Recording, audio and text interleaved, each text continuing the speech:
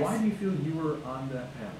Sure. Well, I think, first of all, it had to do with the fact that I'm at a community college. And the reality is that in the state of New York, community colleges are most likely to see students exiting directly from high school who want to stay in state and go to college. So I think there was a real statement in terms of the role that community colleges have. But I also think I was on the implementation panel because too many of the students that we see coming directly from high school end up in developmental or remedial education. And one of the goals of the Common Core Standards is to assure that students graduate from high school, college and career ready. And so keeping that end goal in mind, despite all of the controversies that were around the implementation, it really was important to have a voice on the panel of somebody who sees the students come in not ready for college and sees exactly what that means for them for the future. So what was it like sitting on the panel working with all the other different stakeholders from such varying backgrounds? It was very humbling, I have to say, because this is not, certainly K-12 is not my realm. I was also, I think, surreptitiously on a panel as a parent because I have two children in public schools in New York as well. But, I don't live that world. And so to hear from teachers who testified in front of us the challenges that they had in terms of when the materials were available to them, to hear from parents on the other side express frustrations and concerns about implementation, to also then hear from folks who worked in schools, whether they're school board members or school administrators, talk about how important they thought the goals of Common Core were, but how sort of that got lost in translation in all of the noise of implementation. So it really was a humbling experience, but also very educating for me. I learned a lot sitting on that side of the table. And hearing, I think at the end of the day, we heard from probably 24 different groups or individuals. In some cases they were representing hundreds or thousands of others. In some cases they were really representing themselves as parents. It was really an educational experience. What did you hear as some of the most common complaints while on this panel? Well, let me turn your question around a little bit, because one of the things I was surprised about was the commonality.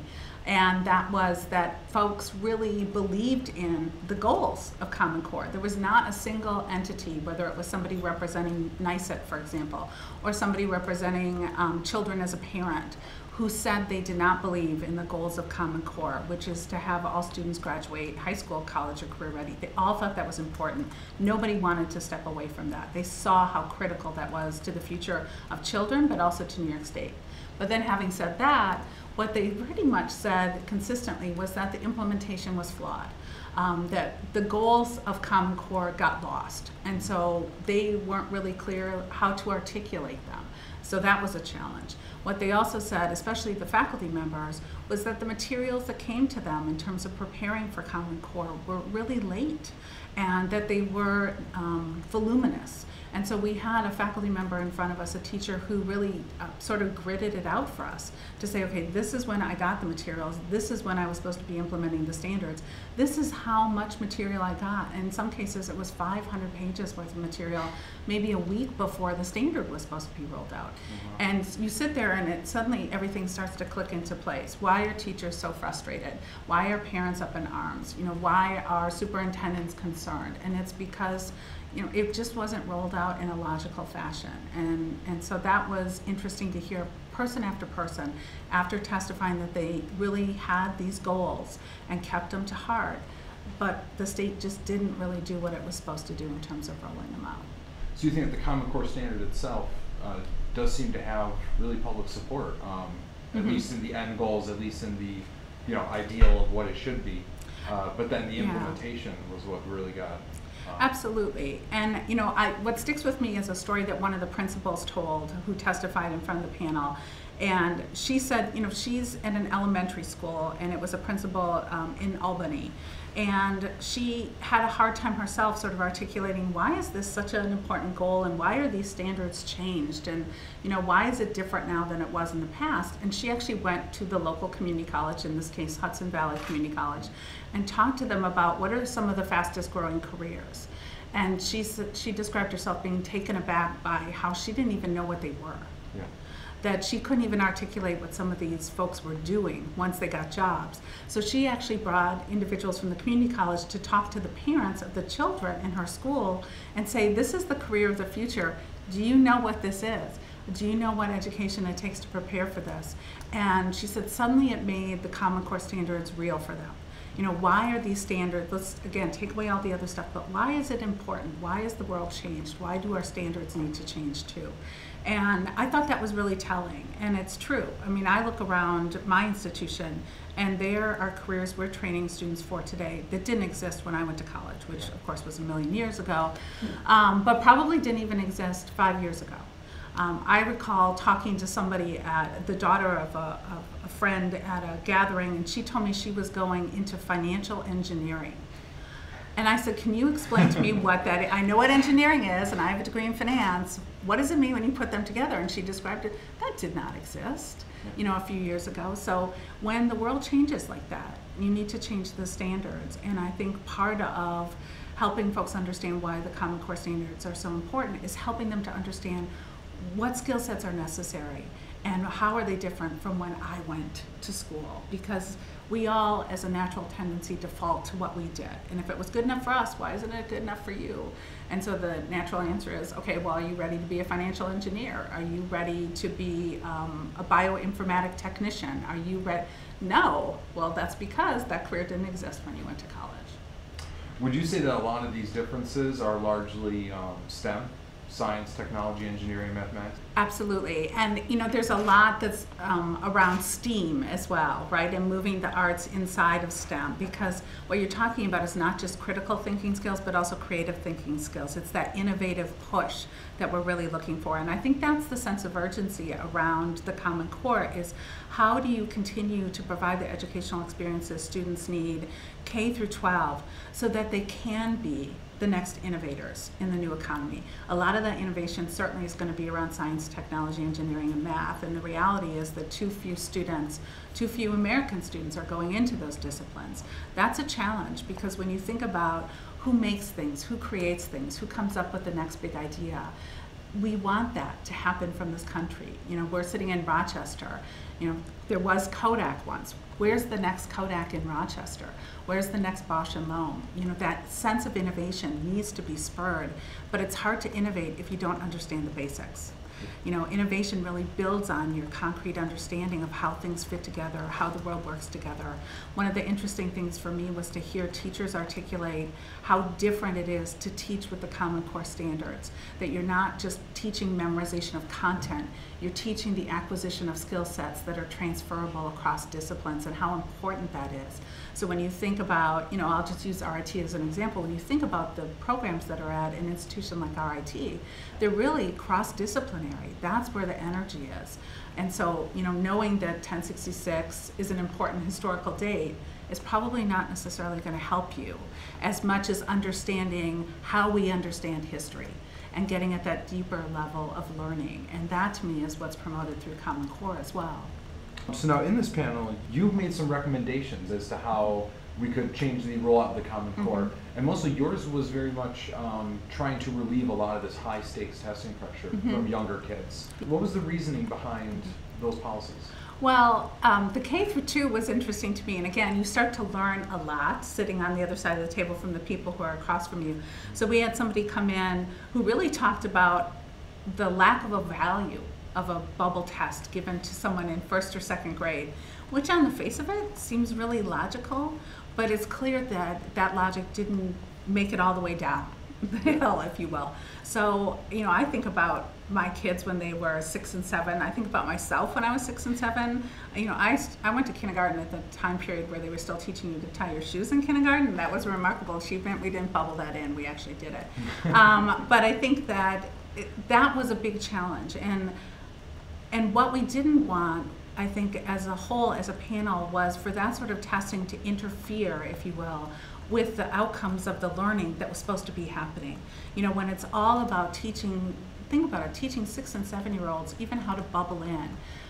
Why are you taking classroom time for that? Why aren't you actually engaging in the actual Common Core standards? And we heard from experts who talked about, again, the lack of value. Those assessments are pretty worthless at that age. Then when you looked at the other issue around high stakes tests, to have high stakes tests when students haven't had an adequate time to actually understand what the standards are, or that their faculty members, their teachers haven't had the time to prepare to teach those standards, that seemed a real challenge. You don't want to hold students accountable in those situations, and you don't want to build up sort of that test anxiety, that learning is all about the test. And I will say we see plenty of students who are just tested out by the time that they get to college. I mean, that's all that they've been doing, and that's what learning becomes about. It's not about that deeper learning. It's about, how do you guess the right multiple choice? What are your test-taking strategies? And learning really needs to be about much more than that. Finally, I would say that the part of the goal was, again, to get back to the standards themselves. What do the standards say? And what they don't say is everyone should be tested constantly on these standards.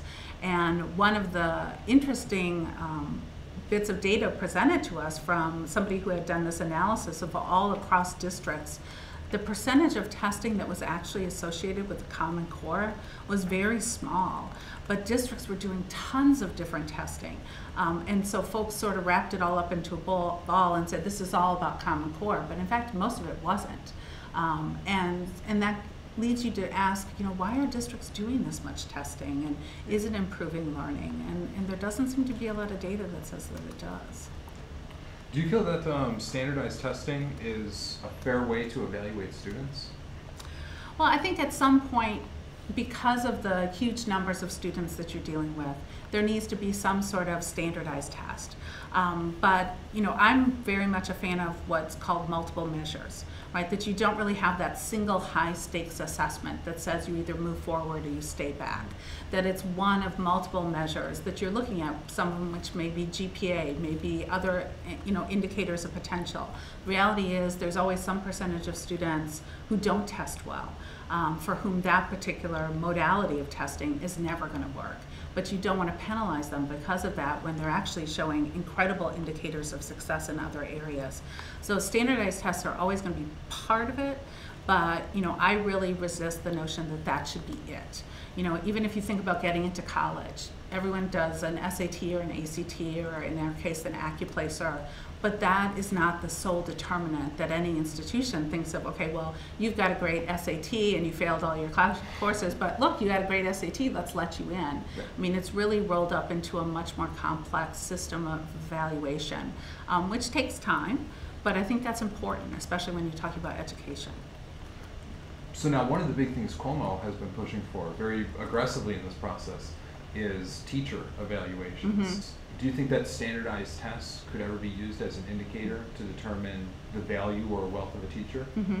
Well, I think I go back to the whole multiple measures thing. It was something, I'll be real honest, that as a panel we didn't take up, in part because we saw it as really outside of our charge, which was to look at the rollout of the Common Core as it addressed students and really parents and also teachers in terms of their ability to get the materials and roll them out and teach them.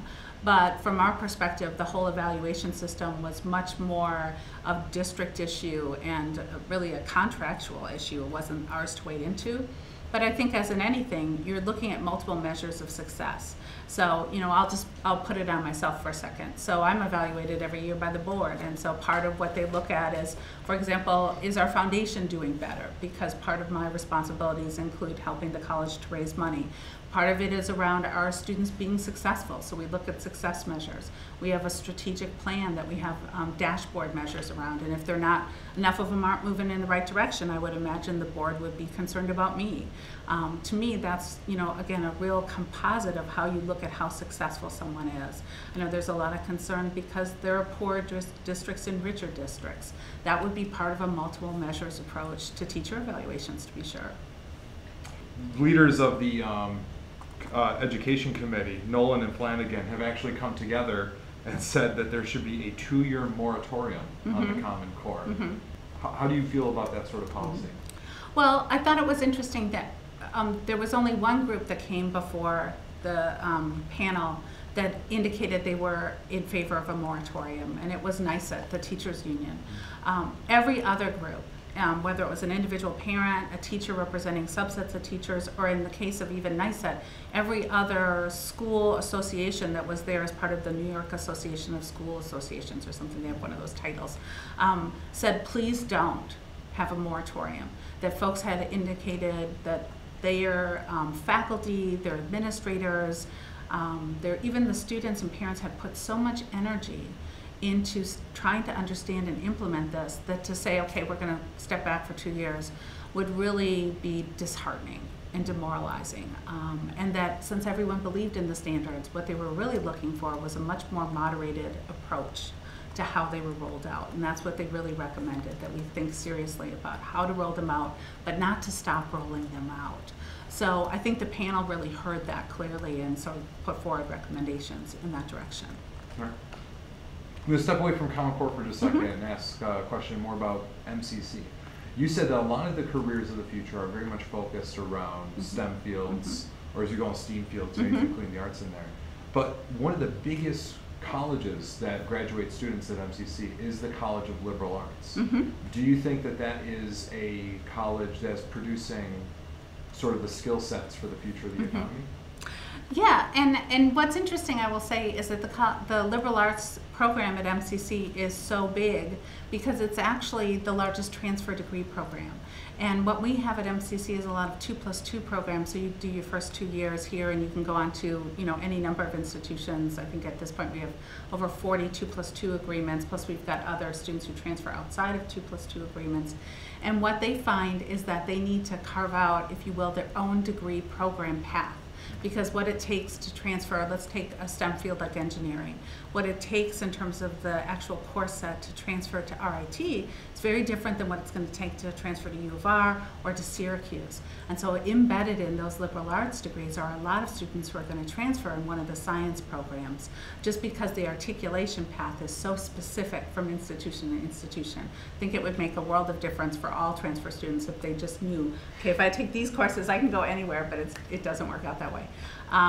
And one of the things, to your point, that we are tracking as part of our strategic plan is the number of students who enter into the STEM fields at MCC and then graduate from a discipline or a track that is associated with STEM, and that's actually increasing for us.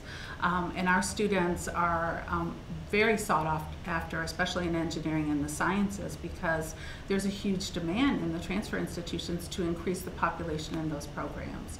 So we are very conscious of trying to create those pathways for students where we know that the careers are in the future, but also where they're likely to find immediate success upon transfer, so that it isn't going to be difficult. They're not going to lose courses once they head over. Does MCC implement any standards-based education? Do you have any courses that rely upon clearly specified lists of standards that teachers are expected to meet over the course of the curriculum? We do not maybe that specific, but certainly we have programs that end in licensure. Radiology, radiography, nursing would be a good example. Some of, when you think about automotive tech, we're part of the Toyota program called T10, and they're very prescribed standards of academic performance and curriculum standards that those industry relationships require. So if you think about nursing in that frame, students need to come out and take the NCLEX, the nursing exam.